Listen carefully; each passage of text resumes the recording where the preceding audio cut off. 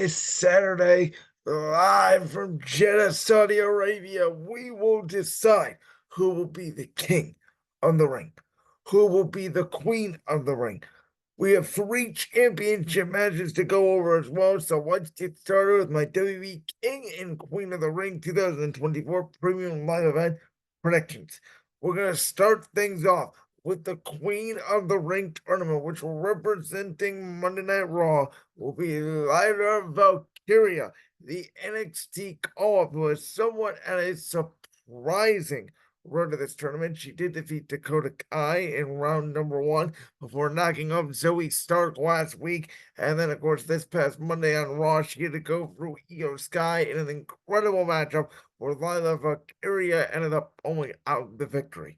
Which means on the Blue brand side, now we gotta go see Nia Jax. So, of course, last week pretty much forced Jade Cargill to get herself intentionally disqualified. Now she's gonna face Bianca Belair, and I think there will probably be another street finish like that this Friday night because I don't see Bianca facing Lyra in the finals. I think Bianca and Jade Cargill are now going to be more focused on Zoe Starks and Shayna Baszler over on Monday Night Raw in the women's tag team division. So I think this will lead us to Lyra Valkyria and Nia Jax for the Queen of the Ring tournament.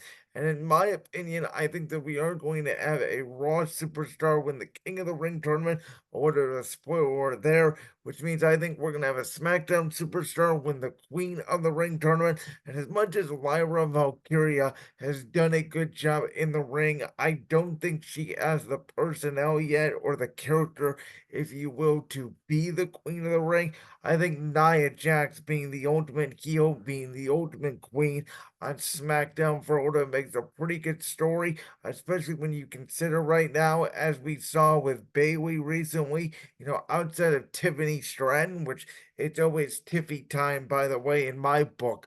There is no one on a heel woman challengers, and I do think if WWE is going to go down the route of, eventually giving a Queen of the Ring and a King of the Ring a title opportunity, I would love to see here Nia Jax, Bayley compete for the WWE Women's Championship, maybe a Money in the Bank or SummerSlam down the line. But I think it will be a very good match. Again, Lyra Valkyria, I'm impressed with in the ring.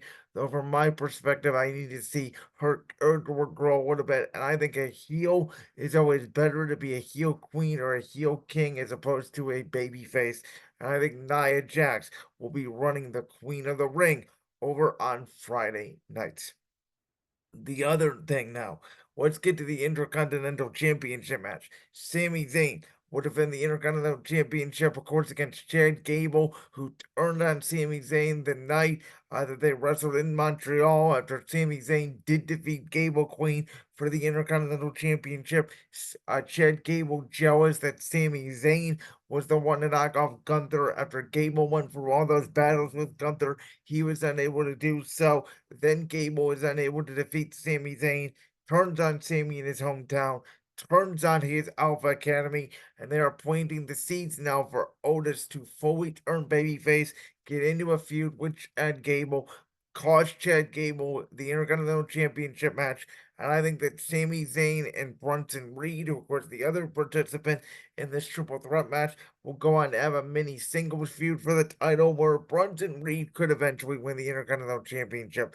But I think here Sami Zayn wins. I think Bronson Reed will potentially take the fall. I think this will be a very good matchup. As Sami Zayn said this past Monday night on Raw, you got the brains, you got the meat, and you got the soul essentially in this match. The brains being Chad Gable, the meat being Bronson Reed, the soul being Sami Zayn. I think Bronson Reed is one of the most underrated big men this side of Braun Strowman in recent WWE history.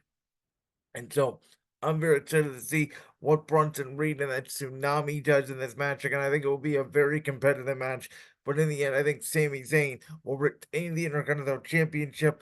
Otis turns on Chad Gable. Bronson Reed takes the fall. Then we'll get to the Women's World Championship match, which we've seen Becky Lynch and Liv Morgan in the past. But as Becky Lynch reiterated on Raw this past Monday, this is a different Liv Morgan. This is the Liv Morgan revenge tour. And of course, this match is all set up by the fact that right after WrestleMania, Becky Lynch had to win the Women's World Championship in a battle royal where it came down to her, Nia Jax, and Liv Morgan right before the WWE draft due to an unfortunate injury to Mommy and Rhea Ripley.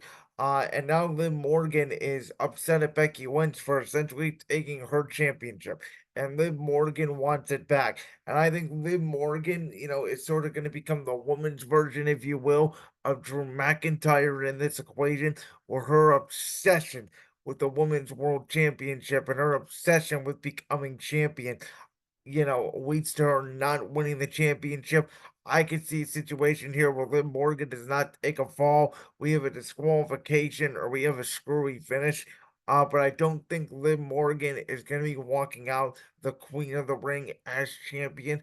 I think WWE's plan, even though some people think the plan is to Liv and Ripley one-on-one at SummerSlam, I think the plan at SummerSlam will be a triple threat match between these three ladies. Potentially, as we assume Rhea Ripley will be back by then for the Women's World Championship. But Becky Lynch and Liv Morgan are two of the best workers in the company. We know they've never had a bad match against each other. I think it will be a decent match. I think you're going to see a lot of counters. I think Liv Morgan will hit Oblivion. Becky Lynch will kick out. I suspect Becky Lynch may hit a manhandle slam with Liv Morgan getting her foot on the rope or something like that. But again, if we get a count out or some sort of disqualification here, would not surprise me.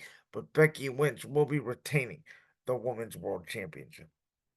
And then we get to the King of the Ring final, which I already spoiled a little bit earlier here, that I do think that representing Monday Night Raw, Gunther, who obviously had to go through Sheamus in round one. And then, we had to go through Kofi Kingston in round two after he took out Xavier Woods. Kofi tried to get revenge. It did not happen. And then obviously forcing Jey Uso to submit in the finals after an incredible match, one of the best matches of the year so far, at least on Monday Night Raw, in my opinion, between Gunther and Jey. Jey Uso, for the record, is one of the best entrances potentially in the history of WWE right now, with all the fireflies and the yeeting and all that. But Gunther is on a different level. It is impossible for Gunther to have a bad match, and you couldn't have asked for a better tournament final, in my opinion, than Gunther versus who I believe will represent the blue brand, that being the Viper Randy Orton, who put on a great match with AJ Styles. He put on a great match with Carmelo Hayes, winning both those matches with the three most dangerous letters in sports entertainment, RKO. Randy Orton arguably has never looked better since returning from his gruesome back injury 6 months ago, and now I believe he will defeat Tommy Tunga Friday night Saudi Arabia SmackDown to lead to this opportunity where Gunther and him have a terrific match, and I think Gunther will pick up a victory either with the last sympathy, with the power bomb, with a Boston Crab submission, whichever way Gunther wants to defeat his opponent. It's why I love Gunther. He does not have one finisher, he has seven finishers. He truly believes in this professional wrestling being a sport 365 days a year. And I think Orton will have an RKO. And again, I think it's impossible for Randy Orton and Gunther to have a bad match with each other. I think it will be very entertaining. But in the end, the ring general walks away victorious. And then we get to the main event, which will be the Undisputed WWE Championship on the line between Cody Rhodes, the Undisputed Champion, Logan Paul, who will not be putting his United States Championship on the line. I'll be honest, I was a little bit disappointed when this was announced as just a Undisputed WWE Championship match. I understand it because they're going to want Cody Rhodes to go over clean on Logan Paul. I would have been very interested to see if they would have done a title for title match, if there was a screwy finish and somehow it's a disqualification and nobody loses their championship. That would be, in my opinion, a Logan Paul-esque way to retain the U.S. Championship, as he's barely defended it, outside of the Royal Rumble against Kevin Owens and WrestleMania and the Triple Threat with KO and Randy since winning the title the last time that they were in Saudi Arabia in October against Rey Mysterio at Crown Jewel. But regardless, you guys know how I feel about Logan Paul. Logan Paul has never had a bad match About 18 months ago, maybe he had that undisputed championship match with Roman Reigns, which was one of Roman's best championship defenses.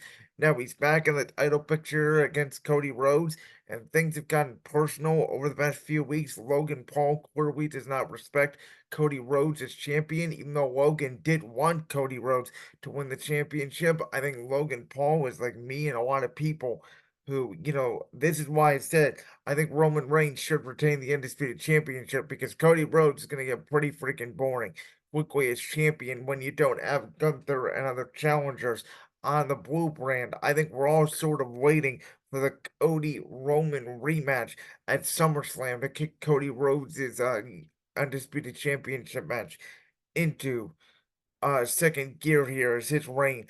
Not that his match against AJ Styles was bad, but I never really thought AJ was a credible challenger. AJ Styles kind of been out of the picture now for the past few years.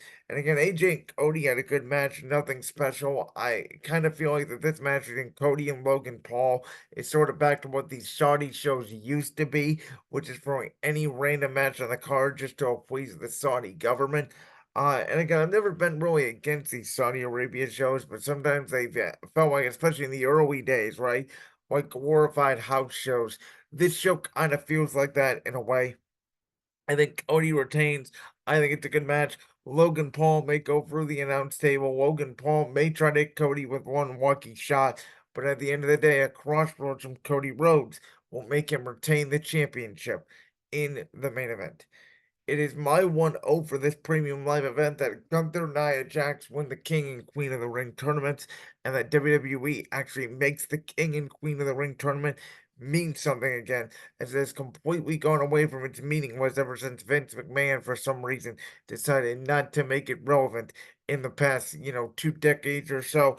Again, it's my hope that both these people winning the tournaments get championship matches in the near future, whether it's at Money in the Bank, Clash of the Castle, or SummerSlam. What I thought and and I understand why WB did not do it because you need about 3 weeks of programming. And really, May is a typical downtime in WWE. That's why we haven't talked a ton of WWE since Backlash to the fact the NBA playoffs are going on, NHL playoffs are going on. And I understand why you couldn't do it because there would be so many matches on one card. But I think instead of, an 8-man bracket from each side, maybe you do a 4-person bracket from each side, and the King and Queen of the Ring tournament is all decided in one night, or even a 6-person bracket, 12 superstars, 3 woman matches. The first 2 seeds, get buys, and that's based off, winning percentage or something like that in the past few weeks, or how WWE would have determined the bracket. But I would have loved to see both tournaments in one night. With that said, to recap, I believe Nia Jax will become the queen of the ring tournament, defeating Lyra Valkyria. I think that Sami Zayn will retain the Intercontinental Championship over Bronson Reed and Chad Gable. I do think Otis will eventually turn on Chad Gable, but I think Bronson Reed here takes the fall. Then we have Becky Lynch and Liv Morgan, who I believe will be a no contest. Becky Lynch will retain the Women's Championship. I think Gunther will defeat Randy Orton to become the king of the ring. And then I think Cody Rhodes retains the Undisputed Championship against Logan Paul in a very good match in the main event of this King and Queen of the Ring PLE in Jeddah, Saudi Arabia. Like that clip from the Brands World podcast? If so, make sure you go down there and hit that subscribe button. While you're down there hitting the subscribe button, make sure to also hit the notification bell so you never miss another upload. And make sure you check out all the other clips from the Brands World podcast right here on YouTube.